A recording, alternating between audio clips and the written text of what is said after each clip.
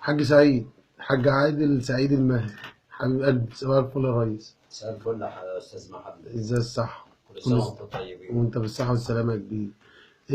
عاوز اعرف بخصوص ان انت المناضل العمالي بتاعنا واللي بتشرفنا في اي مكان بامانه والله ورجوله يعني.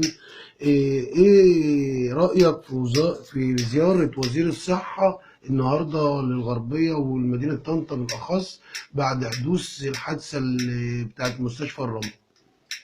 شيء مؤسف، شيء مهين، شيء مزعج، وما زلنا في مسرح الفساد بوزارة الصحة، وما زلنا نصرخ ونعاني من فساد وزارة الصحة وعدم تحرك الدكتور محمد شرشر إلا بعد خراب ملطة. أين متابعته؟ إحنا هنحاسب الدكتور اللي عالج المرضى؟ لا، أنا مش عاوز هو اللي يتحاسب الأول. تعالى يا عم محمد يا شرشر يا دكتور يا مسؤول عن وكيل وزارة الصحة ولها كيان يعني في المنصب اللي هو فيه. انت كنت فين؟ هو انا جاي اشوفك بعد ما خراب ملطة؟ انا جاي اشوفك بعد عمل ناس الغلابة؟ انت ايه القرار اللي انت خدته؟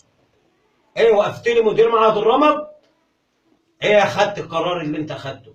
حولت لي الدكتور للتحقيق؟ انت عندك فساد ألعن من العمل اللي اصاب الناس. الناس بتدخل دلوقتي يا باشا ما بتلاقيش سرنجة. الناس بتدخل الغلابة بيقطع تذكرة ودكتور بيشخص الحالة بعينه من فوق لتحت. الدكتور تيجي تكلمه يقول لك مفيش إمكانيات متوفرة لي. أنا عاوز أعرف إيه موضوع بقى الصحة دي بالظبط؟ مرة في مستشفى الجامعة طفل يترمي من فوق، مرة ناس بتموت، مرة كمان الفريزر اللي بيتحط في الموتى المشرحة بينحط الواح تلج هو عرق سوس. تيجي على مستشفى المنشاوي وما أدراك من مستشفى المنشاوي والدكتورة هدى أبو النصر. فين دكتورة هدى أبو النصر؟ أنا حضرت الحدث ديت بنفسي والأستاذ نزار الريد الصحفي والأستاذ إسلام الخياط. طفل نعمل له الأشعة والجميل وهيدخل أمه تولد ولادة طبيعية. الأستاذة هدى أبو النصر الدكتورة الاستشارية مستشفى المنشاوي الكيان العظيم سابت النبطشية بتاعتها وراحت العيادة الخاصة بتاعتها وسابت دكتور امتياز. أصل احنا بقينا الفقراء دلوقتي، بقينا فران، بقينا حقل تجارب. الدكتور لقى نفسه ناقص. يا دكتور انهضيني. قالت له اعملني زي ما تعملني، انا مش جايه. لما الموضوع كبر واتدخل الاستاذ نزار الريدي والصحافه اتدخلت والمناضل العمال عبد الغني سعيد وانفتح باب التحقيق، ظهر الدكتور محمد شرشر. طب ما انت فين متابعاتك الدكتوره هدى ابو النصر ديت؟ انت كنت فين متابعتك؟ فين وهي في قلب العياده الخاصه؟ مفيش متابعه، مفيش متابعه، مفيش رقابه، في اهمال جسيم، في قطط بتولد في كشاك الولاده، في كل فساد، حتى الصراصير، حتى كل شيء بقى مؤسف. يا سيادنا لو ما كانتش عاجباكم المستشفيات الحكومه يا دكاتره يا محترمين، اقعدوا في عياداتكم الخاصه وقدموا استقاله بتطلع عشان يطلع دكاتره يتقوا ربنا في الشعب الغلبان. الدكتوره ابو هدى ابو النصر قالت ايه بقى؟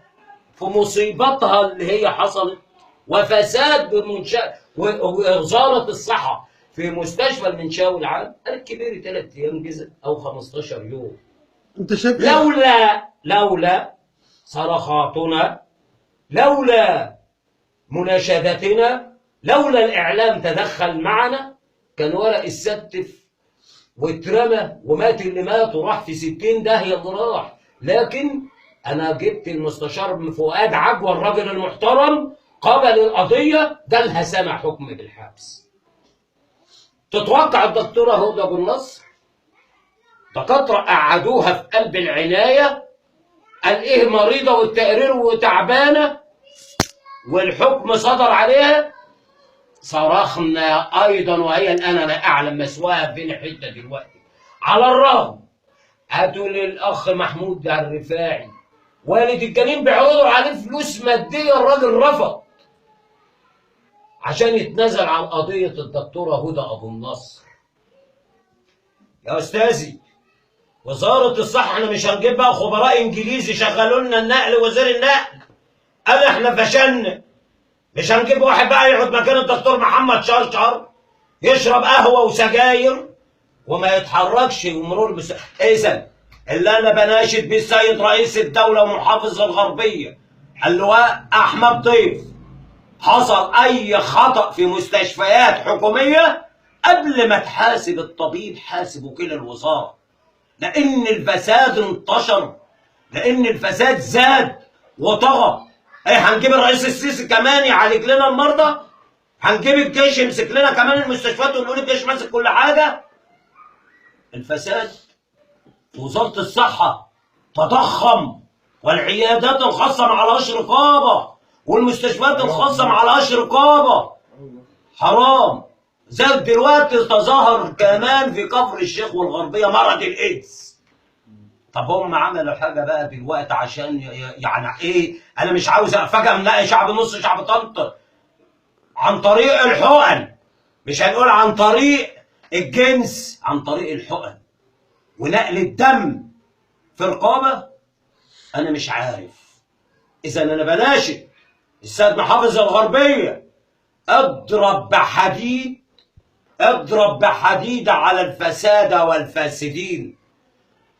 ما تعديش الدكتور محمد شرشر في قلب المكتب، كان اللواء محمد نعيم ما بيقعدوش في المكتب، ما كانش بيقعد وكيل وزاره في المكتب. وكيل الوزاره اللي يقعد في المكتب يبقى قاعد يشرب شاي وقهوه، ياخد له اجازه بدون مرتب سنه لما يطلع على المعاش وشكرا يا سيد. اذا وبناشد السيد رئيس الجمهوريه، اي خلل او اي فساد النهارده كمان. طب مصيبه عظمى اقول لك امين الشرطه دخل ورفع الطبنجه. طب انا شفت الفيديو، الممرضه قاعده ماسكه التليفون وبيتكلم الدكتور وهو نايم لي في الاوضه بقول لها اديله كذا. تمام، هقف. احنا مش ضد الشرطه يا جدعان، والله ما احنا ضد الشرطه. انا لو انا مكان امين الشرطه ديت مش كنتش هضربها بالقلم، والله كنت جايبها من شعرها هي والدكتور. ما هو معاه طفل، ما تعرفش الطفل ده بيموت ولا ايه ظروفه. لا، موضوع امين الشرطه بتاع المطريه يا فندم ما كانش. لا انا بتكلم على جزئيه بتاع الممرضه. انا ما شفتش حادث المطريه، لان برضه في ناس بتقول وفي ناس بتعيد. انا اللي بتكلم عليه ما يدركه عقلي وليس ما تكلم عنه الاعلام المصري. اذا لو سمحت ما تتكلمش وانا بتكلم. لا يا فندم، انا بحاول حضرتك. بتحاول حضرتك في ايه؟ في فساد؟ لا، احنا بنتحاور مع بعض. تعرض مشكله واحنا علينا ان احنا نتقبلها ولا لا. انا بحاول حضرتك، انا بعمل الفيديو ده عشان بحاول حضرتك واستفاد منك. انت دايما عندك حلول للمشاكل اللي احنا بنواجهها. انا شايفك دلوقتي في حديثك دلوقتي بتقول عن مشاكل بدون حلول، وقلت حل واحد وهو الرقابه الاداريه والمتابعه، تفعيل دور الرقابه في جميع انحاء الجمهوريه وجميع المؤسسات. انا عاوز اعرف كانت عملت ايه المتابعه والرقابه قبل انتشار موضوع وفضيحه مستشفى الرماد؟ كله اتحرك، الحريقه قامت، المطافي جت جري، الانت جت جري، كله جه جري. انتوا كنتوا ما بتشربوا في المصايب؟ اذهب لمعهد الاورام في طنطا وبص قدام معهد الاورام، ده المجاري ضربت في الشوارع، ده المجاري ضربت في الشوارع. مفيش تنظيم بيئي في فساد بيئي كمان، خلاف الفساد الصحي، في فساد بيئي. عشان مرض. انا مش عاوز برضه ان انا مش ضد الدكتور، اصل انا برضه محتاج طبيب، بس محتاج طبيب في مستشفى حكومي. انا مش محتاج طبيب ان انا اروح لمستشفى خاصه او عياده خاصه. هنتكلم على الاجر، ظبطوا له الاجر زي ما بتتكلموا على الدروس الخصوصيه بتاع المدرسين. اتكلموا مع العيادات الخاصه، اتكلموا مع المستشفيات الخاصه. يا اما بعد اذنكم المعدات بتاعتكم اللي في المستشفيات الحكومه تعرضوها في مزاد علني وتبيعوها وتقفلوا المستشفيات طالما انتم مش قادرين تديروها، ونعملها مساكن للشباب ونسيب كل واحد بقى يبحط يلعب بدماغه في قلب الدوله. يا فندم الدوله بتاعتنا انخربت بسبب فساد، كله عاوز يبقى محلل سياسي، كل عاوز يبقى عنده عياده خاصه، كل امين شرطه عاوز يبقى ظابط ويذاكر ويبقى لواء، لا هو امال لما يبقى انا عاوز امين شرطه، انا عاوز امين شرطه وبالادميه يبقى امين شرطه واطلع على المعاش امين شرطه. عاوز الظابط اللي جاي ده ما اشوفوش قاعد في الشارع رجل على رجل، لانه لما بنضرب بالنار انا ضربت برضه بالنار زيه، لان احنا بنحزن عليه. انا عاوز يكون واقف في الشارع ال8 ساعات بتوعه واقف حاطط عينه في راسه على وطنه، حمايه الوطن. اما انا لما بعدي بعض الاماكن الاقي الترابيزه محطوطه والقهوه والباشا قاعد كده والنضاره والتليفون. يا اخي تخاف على نفسك، ما كنتش خايف على نفسك، خاف عشان عيالك يا اخي، خاف عشان الوطن بتاعنا اللي بقت فضحتنا بجلاجل الأول بيموتوا العساكر والظباط. احنا يا جماعه دلوقتي بلدنا عاوزه تطهير كامل، هو تطهير النفوس والضمير. صدقوني النفوس والضمير.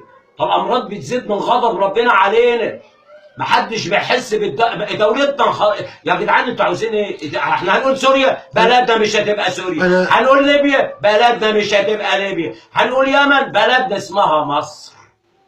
كلمة مصر يا راجل، طب من قلة الضمير كسروا في الهرم، كسروا في الهرم وبيبيعوا الحتة ب$1000. ما هو انت بتبيع تاريخ بلدك. ما هو بلد بلا ضمير ما تبقاش بلد.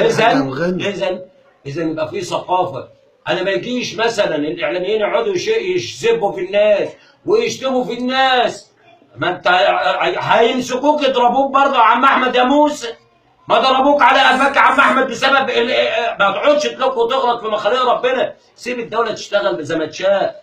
انت مش محل، انت مش قاعد تشتم في ده وتشتم في ده يا جدع تصدق وتامن بالله. الناس كرهت الرئيس السيسي بسبب احمد موسى، بسبب حاجات كتير وبسبب الرقاصين، بسبب بعض الاعلام يعني شعبيته بتنزل. يا راجل هو احمد موسى ده وسع الشعب. والله بقعد مع مواطنين وبحزن جدا بيقول احنا كرهنا الرئيس بسبب احمد موسى. والله يا اخي زي ما بقول لك، وانا كرهته بسبب احمد موسى. لا يا اخي احنا وكرهته. لا انا بالنسبه لي انا كرهته لا انت بسبب سياسته الفاشله للدوله، لان مؤسسه واحده صالحه و5 مؤسسات فاشله تبقى دوله فاشله، وطالما المؤسسه الناجحه هي مؤسسه الرئيس يبقى الدوله فاشله، لان مفيش مؤسسه بتنجح في الدوله دي غير مؤسسه الرئيس فقط لا غير. لا احنا عاوزين جميع المؤسسات تنجح، يبقى من الرئيس اللي هو صاحب كل السلطات على كل المؤسسات. إذا فشلت مؤسسة الصحة ومؤسسة التعليم في ظرف سنة. دلوقتي كنت يا أستاذي بعد إذنك، أنت الأول كان المهندس أحمد نظيف، اسمه إيه الراجل اللي اتشال قريب ده؟ إبراهيم محلب، باشمهندس إبراهيم محلب. إبراهيم محلب، الراجل ده كان ناشط وكان بيجري وكان تعبان وعنده القلب ولا مش عارف كان بيجيله ازمات قلب، بس كان بيجري في الشوارع ويروح هنا وهنا وهنا، وكنا بنسمع تصريحات منه وانا كنت بنتقده في بعض الاحيان. كنا بننتقد وكنا بنحجب ونشجب وبتاع وبنفرح ببعض القرارات. طب بالله عليك انت بتسمع حاجه عن رئيس الوزراء الجديد؟ لا لسه سامع له خطاب النهارده، مش عارف مسافر فين في دوله اوروبيه باين وبيلقي خطاب هناك، ونفس الخطاب القديم من ايام مبارك هو خطاب كل رئيس وزراء يجي لنا، وهو ان مصر الحكومه بتسعى الى تطبيق. اذا احنا الناس دول الهيجان هم بيتسببوا فيه، اذا هم السبب في ظلم هيجان الناس على بعض المؤسسات. اذا الناس ديت داخله تقضي هابي تايم في الوزاره، واحنا مش عاوزين هابي تايم. انا مش جاي اقضي وقت سعيد، انا جاي اشتغل، جاي انتج. المفروض كل يوم قبل ما اروح في الرقابه بتقول له انت ايه اخطائك؟ انت عملت ايه وعملت ايه سلبيات وايجابيات؟ هقول لك على حل. انا مش عاوز مؤتمرات على ورق. انا عندي حل يا حاج سعيد وحاج عبد الغني، ونفسي حضرتك تسمعه مني وكل الحاضرين يسمعوه، وهو كالاتي: لاعضاء مجلس الشعب ولمجلس الشعب وزارات وكيانات حكومية من خلالها تقدر ان هي تراقب جميع المؤسسات اللي موجودة في الدولة. هيئة الرقابة الإدارية بأكملها والرقابة الإدارية بأكملها تكون تابعة لمجلس الشعب، ويكون من يديرها أعضاء من مجلس الشعب الأوفياء. لو عملنا كده، لو عملنا الرقابه، لو الرقابه حتى من المؤسسه العسكريه، هيئه الرقابه الاداريه تبقى تابعه للمؤسسه العسكريه، وده يقدر اكتر حاجه تشتغل، لان الراجل العسكري متعود ان هو يبقى 24 ساعه في الشارع. الرقابه الاداريه ما بتتحركش الا بعد ما، زي ما حصل في وزاره الصحه وزي ما بيحصل في اي انتهاكات في اي وزاره، ما بتتحركش الا بعد الحدث ما يحدث. انما لو في رقابه اداريه فعلا بتمر على كل المؤسسات التابعه للدوله، صدقني كل العمل هيبقى منضبط، عشان خاطر كل واحد عارف ان وراه رقيب بعد ربنا سبحانه وتعالى. هيبدا من هنا، انت لما تيجي تشتغل هتبقى خايف من ربنا اول حاجه، وخايف من المسؤوليه لو حد جه يفتش عليك. انا عاوز اسالك سؤال. اتفضل. انت سنك كام سنه؟ انا 35. انت شفت انت اتولدت لقيت السكه الحديد طبعا. ولا اتعملت قدامك السكه الحديد؟ لا، اتولدت لقيت. مين اللي عامل السكه الحديد؟ بيتهيألي على ما اعتقد الانجليز. الانجليز والفرنساويين الناس اللي كانوا مستعمريننا. ايام الاحتلال. هو احنا مش عارفين نعمل اساسا ابره. بالظبط جت كده. حاسبنا على وزير. احنا مش عارفين نصنع ابره. يا راجل انت بيستوردوا السجاد سبب من التصنيع، الصين. سبب التصنيع في يا وجهة نظر فندم، يا حاج. احنا دلوقتي الجماعه دول مسقعين ودانهم. اللي هم مين؟ الوزراء. لا، لا، الوزراء. اكتر واحد مسقع ودانه من يحكم الدولة يا سيد سعيد، يا سيد عبد الغني. من يحكم الدولة هو اول واحد يحاسب على فشل الدولة. من يحكم الدولة هو صاحب الكلمة الأولى والأخيرة للدولة. من يحكم الدولة له مؤسسة عريقة، وهي المؤسسة العسكرية التي نفخر بها جميعا كمصريين، وإننا جميعا كجنود الله في الأرض كمصريين كلنا جيش. فلازم المؤسسة العسكرية تعرف جيدا إن في خلال الأربع سنين القادمين اللي هو في تولي الرئيس عبد الفتاح السيسي لقيادة شؤون البلاد حاليا، لو المؤسسة العسكرية ما قدرتش تطلع مؤسستين وهم اهم مؤسستين جنبها يكونوا بقدر المساواة منهم، هي المؤسسة التعليمية والمؤسسة الصحية. يا استاذ. اتفضل. يا استاذ. اتفضل. صلى على النبي. اتفضل. انت دريت ان المنيا وبلاد في الصعيد احنا كنا بنتكلم على مرض زيكا. تمام. فيروس زيكا. تمام. اللي بيجي بسبب الزباله. تمام. وبسبب بعوضه. تمام. وبسبب ما يحلله الاطباء، وانا لست طبيب. انت تعرف ان هو ظهر في المنيا وبتصريح من السيد وزير الصحه. وانت عارف فيروس زيكا ده ملوش علاج. عامل زي الطريشه. عامل زي الطريشه. انت حضرتك ما نطش السم بتتقطع مناخيرك يا بتموت. لا لا لا لا لا لو سمحت. لا لا يا فندم، انت كده ما قريتش من المرض. على فكره المرض ده اول واحد مشيره قبل ما يحدث من اسبوعين. يعني انت لو شيرته من اسبوع، انا مشيره من اسبوعين. انا بتكلم على قضيه. ايوه، ما انت عارف التشهير. معنى كلمه تشهير بالنسبه لي، معنى كلمه تشهير بالنسبه لي ان انت قريت عن المرض. اول مره تعرف عن المرض من اسبوع يا حاج عبد الغني. ما يصيب المرض هذا، مرض زيكا ده بيصيب ايه وبيصيبك بايه؟ لا له اثر علينا احنا كرجاله. لسه ما حدش عارف مرض زيكا ده. طلع في اول مره طلع في البرازيل، في 4000 حاله منه في البرازيل حاليا، وعشان كده بدات الناس تتكلم عليه. بدا المرض في الانتشار، وهو يصيب الحوامل بتشويه الاجنه. كل اللي بيصيبه. انا ما بحللش، انا بتكلم على دلوقتي نقاط. لا، حضرتك قلت لو قرصك هنا الطريشه. بتكلم على حاجه ثانيه. بقول انت لعينه زي الطريشه. انت دلوقتي ظهر عندك ايدز وانتشر تاني، عندك انفلونزا الطيور، عندك المعلم زيكا ودخلته علينا، دخل عامل فيها اللمبي علينا، جاي مع الصيف والشتاء اللي مش عارفين له اول من اخر. المعلم ده جاي هو جاي مع فساد محليات. هو في محليات اصلا يا حاج عبد الغني عشان مع فساد محليات؟ فين وزير المحليات؟ ده المفروض الرش يشتغل 4 يا راجل. ده المفروض يعمل طيارات رش. هو اسمه ايه؟ وزير التنميه المحليه احمد زكي بدر. ابن السيد الوزير السابق الله يمسيه بالخير بقى. لو كان ماسك المدرسه يا ريس. يا ريس عندنا ماده بيقول لك من 86 ولا مش عارف من سنه كام. اصل الماده مش محرمه، وشويه يقولوا محرمه وشويه الناس اتعمت. الناس بقت تموت في مصر وتتعمي. ربنا يعمي كل مسؤول ما بينظرش للغلابه. ربنا يعمي عياله ويعميه عياله ويسيبه يشوفوا ويتحصر عليهم زي الناس الغلابه اللي احنا بنشوفهم دول، عشان يتقي ربنا. يا راجل انت نسيت الراجل بتاعنا اللي طلع يحلل في امريكا؟ نسيته ولا ما نسيت ولا هنقول سعيد ايه؟ مصطفى. يا ريس، أمات الضمير فلا تسألن عن الوطن. شكرا. بس شكرا ليك يا حاج عادل، وان شاء الله في لقاء تاني.